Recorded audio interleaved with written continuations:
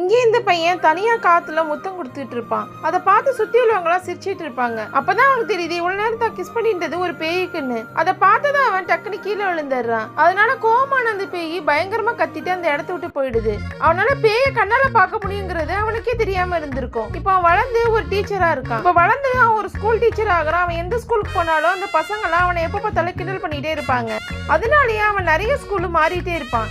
இப்போ கடைசியா ஒரு ஸ்கூல்ல போய் ஜாயின் பண்ணலான்னு அப்ளை பண்ண போறான். அங்க போனது அங்க இருக்க பிரின்சிபலுக்கு அவனை ரொம்ப பிடிச்சிடுது. அவனை அப்பாயிண்ட் பண்ணிடுறாங்க. ஆக்சுவலா அந்த காலேஜ்ல இதுக்கு முன்னாடி லைப்ரரிக்கு போன ஒரு சார் ஒரு எலும்பு கூட பார்த்து இறந்து போயிருப்பாரு. அதனால இந்த ஸ்கூலுக்கு வரதுக்கு டீச்சர்லாம் ரொம்ப யோசிப்பாங்க.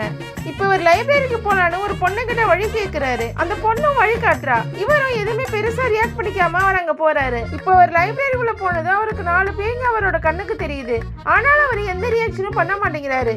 அவங்களாம் ஸ்டூடெண்ட்ஸ் தான் நினைச்சிட்டு இருக்காரு. அந்த பேய்களுக்கெல்லாம் ரொம்ப ஆச்சரியமாயிடுது.